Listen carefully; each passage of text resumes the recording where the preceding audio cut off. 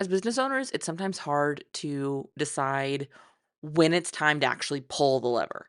And I see this a ton with podcasting because, this is my job, but I think it shows up in so many spaces. And especially the further we get, honestly, it gets really easy to think, oh, well, if I just figure out more, because we now have accumulated enough data, we can see the impact that that data had. What knowing the things we know now might have changed the decisions we made in the past. And that can keep us from making a move we want and frankly need to make next. And again, I see this a lot when it comes to podcasting. So I'm going to share the three things that if you have some or all of these figured out, it's time to move forward with building the podcast you have been considering. Let's get into it. Welcome to the More Profitable Podcast with Stacey Harris. I'm Stacey, and this is the spot to learn more about the strategies, tactics, and tools you need to build your more profitable podcast. My team and I work every day with podcasters like you to shift shows from frustrating time sucks to productive members of your sales team, because your show should be built to generate and convert leads. So let's get into it. I talk to business owners, honestly, maybe every week, but certainly for the sake of not being dramatic, I will say this happens at least monthly, where I'm having a conversation with somebody and they find out I'm a podcast producer, or they find out I have a podcast. And they're like, oh, I've always wanted to do that. Or I'd love to start with my business. Or I've considered that for years and I've just never pulled the trigger. It seems to be at the tippity top of so many someday lists, because too many just believe that they don't have a lot of information. And like I said earlier, so often I think this is because we've now been doing this long enough that we realize, had we had more data when we made past decisions, we maybe would have made different decisions. And it's not about regret, but it's just like, oh, well, I'll give an example of my own life and business, but I invested early in some branding stuff. And I'm talking like I'd been in business, I don't know, maybe 8, 9 months. And I spent a ton of money on a website. And guess what? That iteration of my business did not exist a year later because I didn't know enough. I was not firmly enough in my business to really have the perspective and the data needed to make the decisions to make that investment worthwhile. And as I got more data and I realized I needed to move in a different direction, I made that move. But there was a hesitancy because, like, I just invested all this time and all this money. And so I think, now that I'm 14 years into this, it's easy for me to go, you know what? Let me just make sure that I know enough before I do this. I have been sitting on a, hey, we need to do a brand update. Hey, we need to do the website for a while. I mean, the website that exists right now for Uncommonly More is still the website I built. Granted, I've made changes and evolved it a little, but it's still me. Which is probably very obvious, but it is the site I DIY'd to launch the agency brand in 2019. It has not been updated. It needs to be updated. It's on my list to do every year. And every year I come up with a reason not to do it, either financially or capacity wise or finding the right partner or whatever it might be. There's something that comes up every year. I will say, I deeply hope this is the year. My goal is really to do it this year, but we all have these things. We're like, if I just wait a little longer, I'll know a little more. And for me, that's my website. For me, that's absolutely my website. For a lot of folks who I talk to, it's their podcast, right? It's sitting at the top of that someday list because they have this belief that they're just not ready. They believe they need to grow their audience first. They think they need to have, more alignment with their messaging, or they need to know more about podcasting. That's a big one. You need to know more about podcasting. They need to better understand their ideal client. They've got to figure out, you know, how to get more followers, whatever it is. There's all these things, all these boxes they need to check before they can launch their podcast. But the reality is, is if they have a few things in place, even if things are going to evolve, they can already be seeing incredible results from their podcast because you actually don't need to be more ready as long as you have a couple of business foundations figured out. And I'm guessing, because I know you, that you have these things figured out. The reality is your podcast is going to evolve. Your podcast is going to ebb and flow. This show, this one right here, has existed for 670 plus episodes and 12 12 years. I think, yeah, 12 years now. Here's the thing.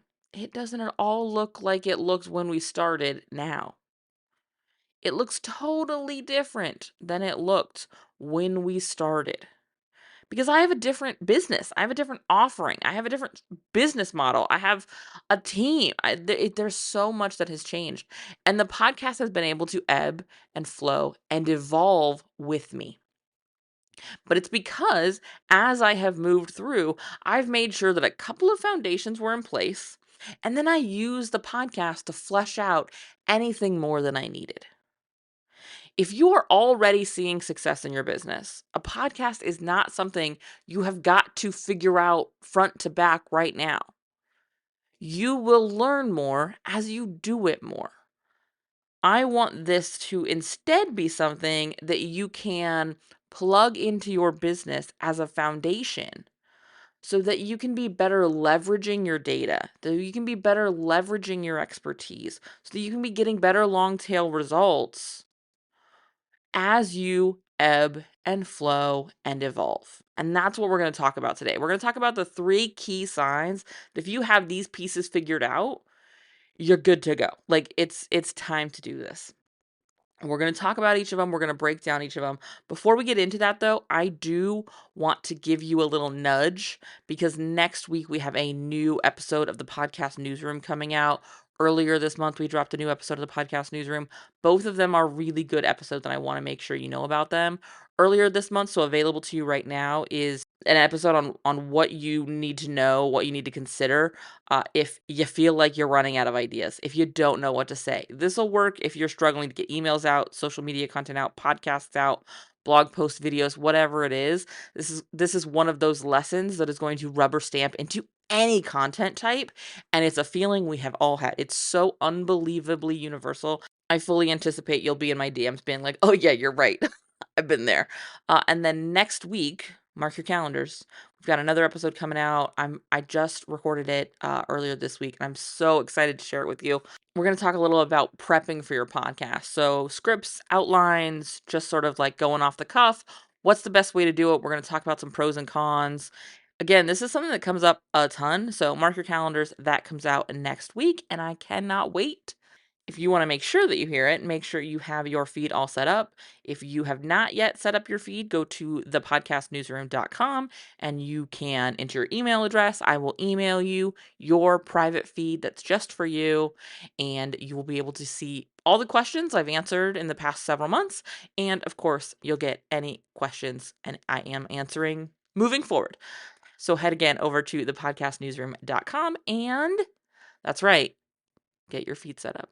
All right. With that, let's get back into today's episode. I want to hop right in to the first sign that you know enough that it's just time, my love.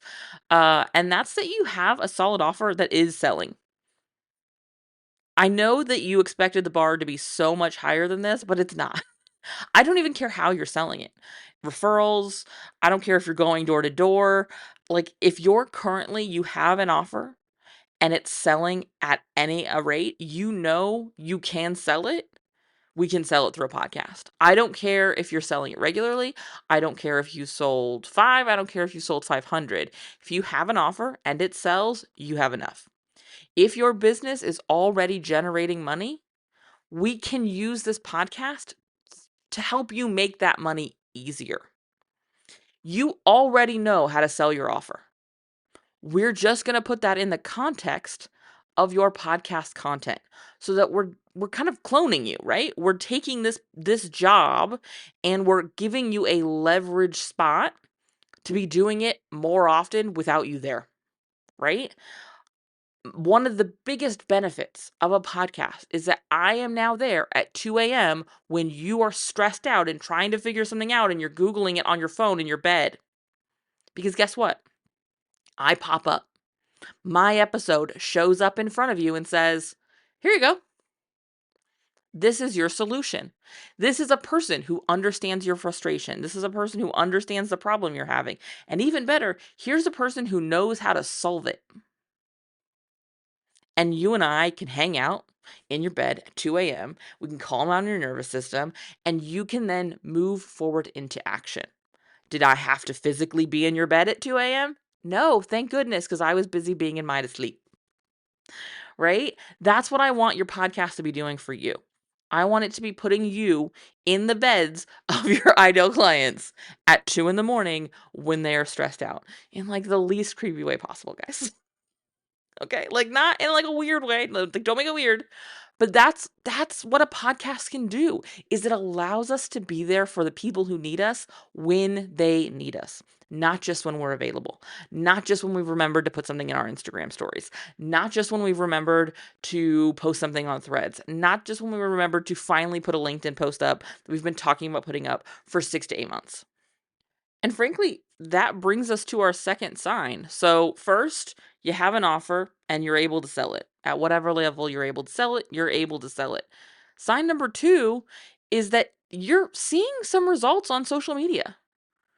Even if they're not the results you used to see, even if the results are not at the quality that maybe they once were, which is part of the reason this is a good sign that it's time to change, that means you know your messaging. If social media has been bringing you in leads, if you're getting responses to your Instagram stories that are putting people in your DMs, that are allowing you to have sales conversations, that are allowing you to sell this thing, you know enough. You have enough. You understand your offer, you understand your audience, and you understand your messaging. Let us build you a process that will take you off the hamster wheel of trying to keep up with social media. Especially when we go to this part of it, even if it's not working as well as it used to be, because we all know the changes that have been made, the algorithm chasing that has been happening is not sustainable. You're putting your best stuff in a place where it's only working for you for about 24 hours, never to be seen again. And you say what you will about highlights on Instagram or being able to pin post someplace, but the only the only social media platform where I will say, "Yep, you're right, there is long tail benefits of your content being on that platform," is Pinterest. That's it. Because YouTube's not a social platform. YouTube is a content platform. YouTube is like Apple Podcasts, but video. Like it's a distribution channel. From a purely social perspective, Pinterest is the only one where you have a long tail benefits. Threads, LinkedIn, Instagram, Facebook. I mean, I think maybe somebody's still using it.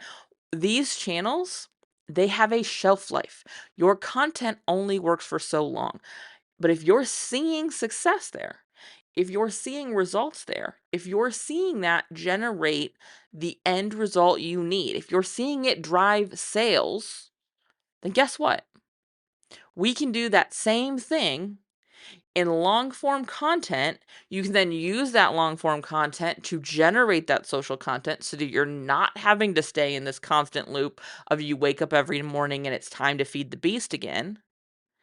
And that long form content has long tail impact. It's relevant for way more than 24 hours.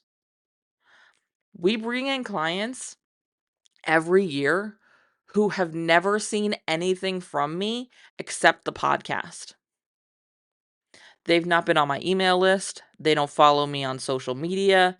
They were stressed out about something. They Googled something. They had a question about it and they Googled it. And guess what? They found me. Or they reached out to somebody in their mastermind or one of their business friends and said, "Hey, I'm struggling with this about my podcast." And that person said, "Oh, you need to hear this episode of Stacey's podcast. It was great for me figuring out whatever." And that person sends them the episode. And then they go down the rabbit hole. Yes, I absolutely also get clients directly from referral where somebody just and they have never heard the show, or I get traffic for or somebody who have met me on social media and they'll buy something or book something with me because of social media. But even in those cases, they've generally consumed the podcast too. After hearing about me, they went and consumed content that had existed for a while. There's a reason in my link page, my link tree, but I have it custom built on my website. I have sections in there that are three sort of popular start here kind of podcast episodes. One for people who are launching and one for people who are looking to uh evolve a show that already exists, make some changes, get strategy support, whatever. One for existing podcasters, one for new podcasters. There's a reason those three episodes sit there all the time. They get updated from time to time, but it's a reason they sit there. Because someone will refer me on social media to somebody else because somebody asked a question about podcasts, and guess what? They go down the rabbit hole of my social content, but that only gets them so far. So they end up on there, and they're given immediately some resources to get to know me, all without me ever having to go have a conversation with them. That way, when they do show up to have a conversation with me, they know what they want to ask me. They know what they want us to be talking about. That content can keep working for me indefinitely, and it can be there when I'm not available. And that's so valuable. And in the vein of this question and answering these questions, let's go right to sign number 3. If you're repeating yourself on sales conversations or in client calls, you need a place to be putting these answers because you're not doing a good enough job of educating your audience so that by the time they reach you, you're able to get into deep work. You're able to move them into results really quickly. You're able to have conversations with them where they understand your process, where they understand your perspective, where they understand the terms you're using. If you're getting onto calls and folks don't know this stuff, you've not done your job of educating them on the podcast. And when I'm talking about educating them, again, I am not talking about telling them how to do your job. In the show notes of this episode, I will put a link to an episode we did recently about how-to episodes. And it does a really good job of defining these differences, breaking down this nuance. So I will leave that for you in the show notes. Make sure you listen to that one next because it really talks about this very well. But if you're sitting there answering the same questions in your DMs each and every week, you're having to work really hard to educate your leads pre-purchase.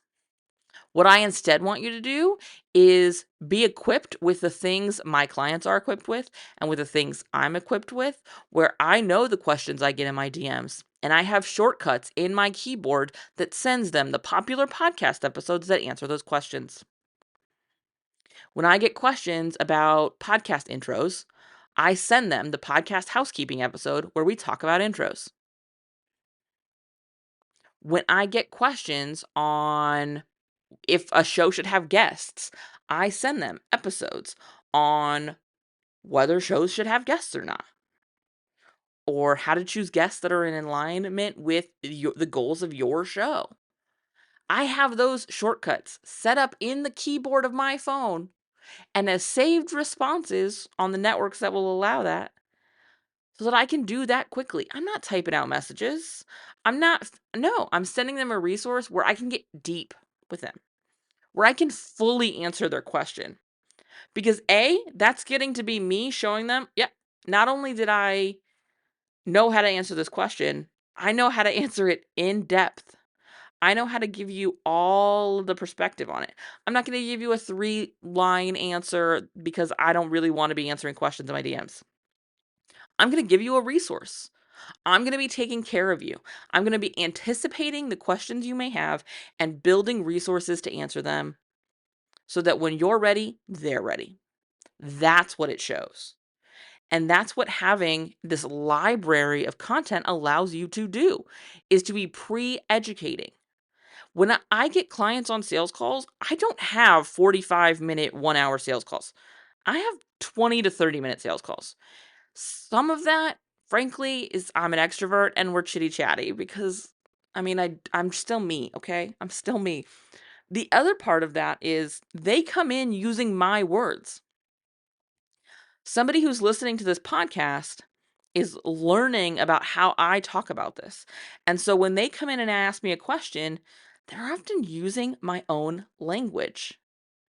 So it's really easy for us to very quickly be on the same page because now we're not having a question or we're not having a conversation about theory. We're having a conversation about how that theory applies very specifically to the nuance of their situation. How much more valuable is that? How much more effective is that? And my guess is that you can immediately think of like 5 questions that come to mind. It's funny whenever we sit down with clients for strategy. So I'll sit down for podcast strategy intensives, or I'll sit down with a production client for quarterly calls. This is coming up as we kick off the accelerator and we sit down. But when we sit down to build the content plan, or really a sales plan in content plan form, I'll ask, what are the questions you get over and over again? And more often than not, I can have somebody rattling off way more questions than we have room to answer in the 12 episodes we're planning in this container right here. And so, in our production clients, we have an area of the board that is episode ideas.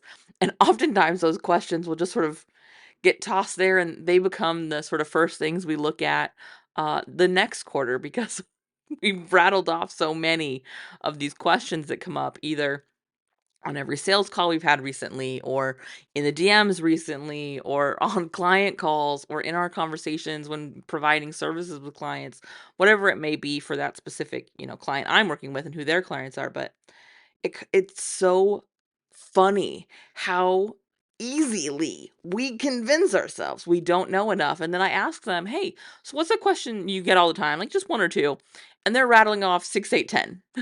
Just so quickly and so easily. You know this. You know what they need to know. You know how to talk to them about it. You know everything you need to know. However, you are keeping yourself from taking this next step, from making this move, because you've convinced yourself you don't.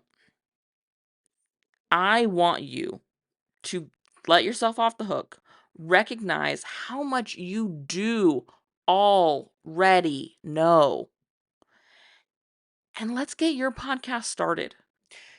This is what we're doing inside the Profitable Podcast Launch Accelerator. We are going to take what's already working in your business and we are going to turn it into a strategic lead generating podcast.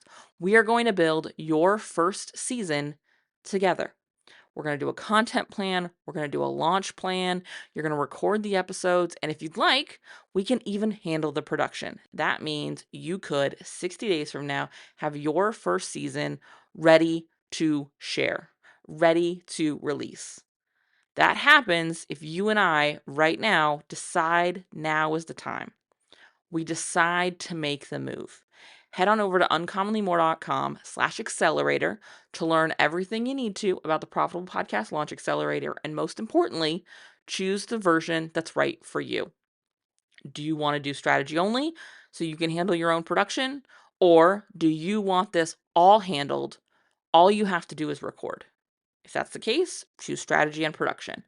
Either way, I cannot wait to sit down together and spend the next 2 months building your first season of your very own profitable podcast. That's going to happen inside the Profitable Podcast Launch Accelerator. Go to uncommonlymore.com/accelerator to get answers to any of your questions. And of course, book yours. I will see you right back here next week. Thanks so much for listening to the show. Remember that content consumption does not make changes. So commit to doing something from today's episode. Maybe it's taking action on what we talked about. Maybe it's reaching out to me and learning more about podcast strategy intensives or what podcast production looks like with our team. All of that is over at uncommonlymore.com. And if you haven't yet signed up for the podcast newsroom, I want to remind you that is a great next step. If you're not really sure what comes next, hang out over there. get those exclusive private episodes. That's over at podcastnewsroom.com. And the last favor I will ask, because social proof is endlessly important for sure, is to leave a rating or review for the show. If you go to ratethispodcast.com/more, that's the easiest way to do it. But I would love to hear what you thought of the show, what you think of the show, and if the show has been helpful for you. I can't wait to chat with you. So this is just the start of the conversation. Reach out so we can keep it going. Talk soon.